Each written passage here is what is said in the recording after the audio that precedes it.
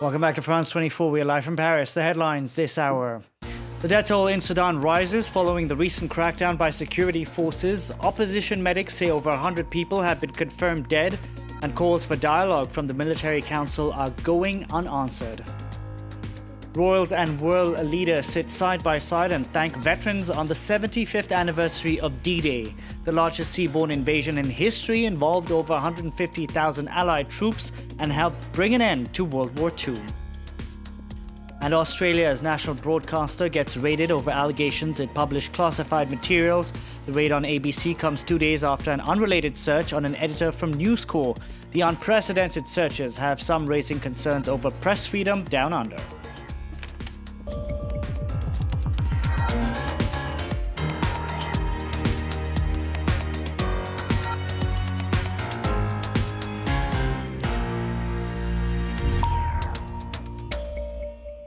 Opposition medics in Sudan say the death toll from recent violence, which erupted after security forces raided a protest camp, has risen past 100. This Wednesday, 40 bodies were recovered from the Nile River in Khartoum. Opposition groups have already rejected offers from the military council to resume talks. For weeks, both sides have been negotiating over who should lead the country as Sudan transitions to a democracy. Earlier, I spoke to freelance journalist Jason Patinkin and asked him about the mood in Khartoum. Things are very quiet. People are not really going out on the streets. Many of the cars on the streets are actually military vehicles. So people are largely staying inside. Shops are not open, that sort of thing. At the same time, there's a lot of fear. People are worried about continued violence, continued crackdowns. There are, besides the reports of bodies being pulled from the Nile, there have been a number of reports, which are quite difficult to verify, but a number of reports from around Khartoum's neighborhoods of continued killings, shootings, that sort of thing.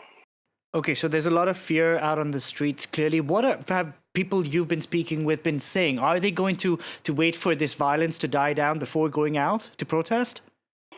That's a good question. I think things are a bit in a holding pattern for the opposition or for the revolutionaries. It's not quite clear what their next move will be. There have been calls for civil disobedience, and many people have put up roadblocks throughout their neighborhoods to prevent the Rapid Support Forces, which are the main military group in control of Khartoum right now, from entering their areas. But it's unclear really what the next move will be, because anyone who's gathering out on the streets is putting themselves at grave danger. Now, staying with that story, the United Nations says it's moving some of its staff from Sudan following that crackdown a couple of days ago. Next, royalty and world leaders pay tribute to veterans as they mark the 75th anniversary of D-Day. The largest seaborne invasion in history involved over 150,000 Allied troops and helped bring an end to World War II. At events in Portsmouth on Wednesday, Queen Elizabeth thanked veterans on behalf of the United Kingdom and the entire free world. Later on, President Emmanuel Macron paid tribute to 71 French resistance fighters shot dead by the Gestapo, but whose bodies were never recovered. Aaron Agunke reports.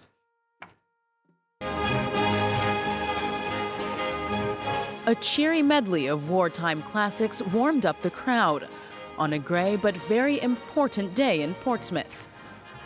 At the start of the D-Day commemorations, world leaders, servicemen and women, and veterans descended on the coastal city to pay tribute to the countless people who assembled on the same very spot 75 years ago, ahead of the Normandy landings. It is with humility and pleasure, on behalf of the entire country, indeed the whole free world, that I say to you all, thank you.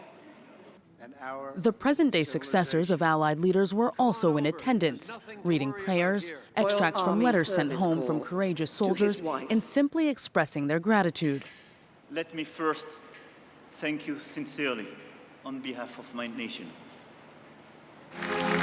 That message was directed at those who took part in Operation Overlord, during which 150,000 Allied troops set off from Portsmouth to begin the attack on Normandy, which eventually liberated Europe from the Nazis.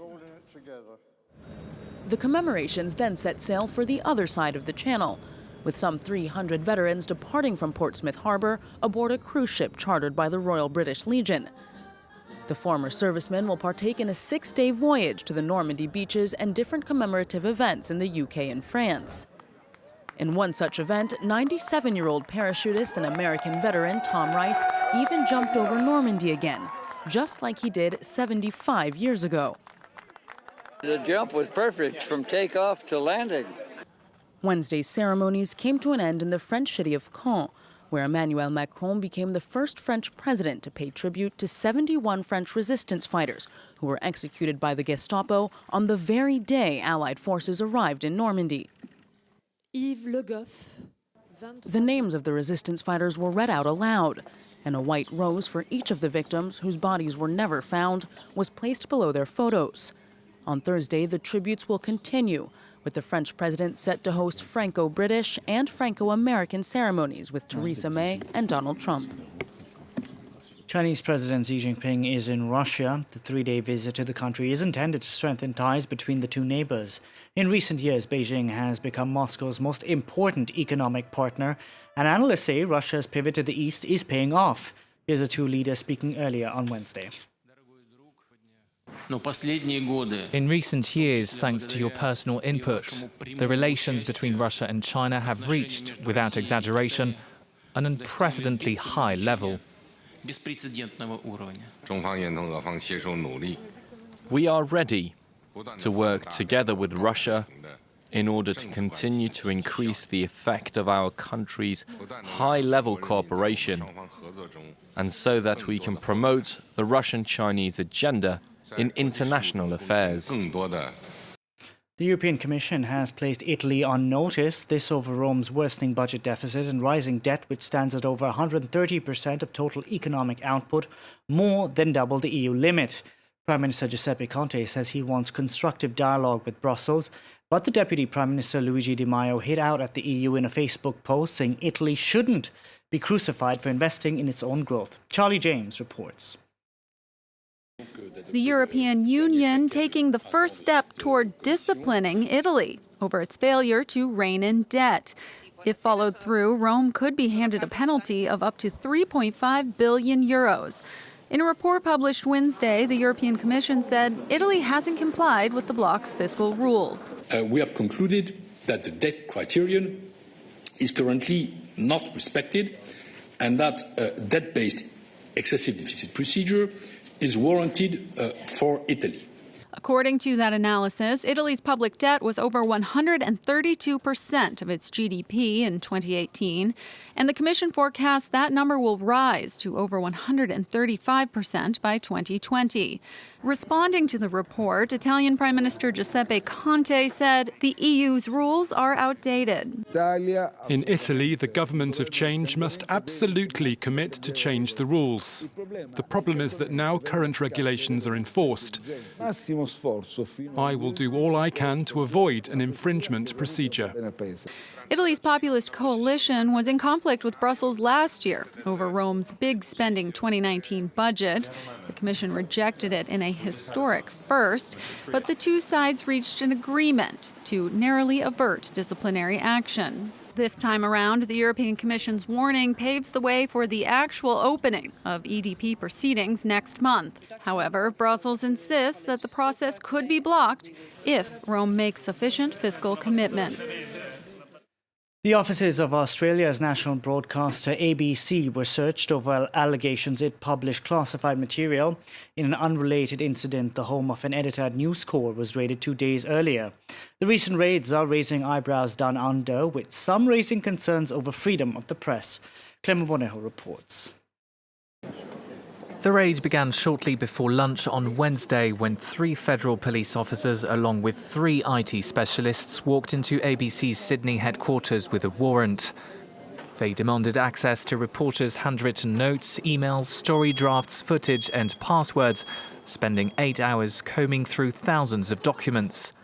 The operation relates to an ABC series in 2017, The Afghan Files. It was based on secret military papers that were leaked to reporters, detailing allegations of unlawful killings and misconduct by Australian special forces in Afghanistan. It's the second time police have targeted journalists in 2 days. On Tuesday, they raided the home of News Corp journalist Annika Smethurst after she reported on government plans to spy on citizens' communications.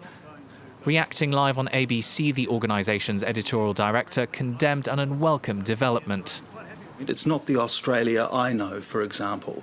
I've been a reporter in this country for a long, long time, and it's not what we expect. That's why it feels so unusual and uncomfortable. It should be uncomfortable, and we should stand up and call it out. News organisations around the world have condemned the raid, the BBC describing it as a deeply troubling attack on press freedom. French NGO Reporters Without Borders, meanwhile, warned the Australian government about, quote, the grave threat it is posing to investigative journalism and the confidentiality of journalist sources. That's it from me, from all of us on the team. Thank you very much for watching.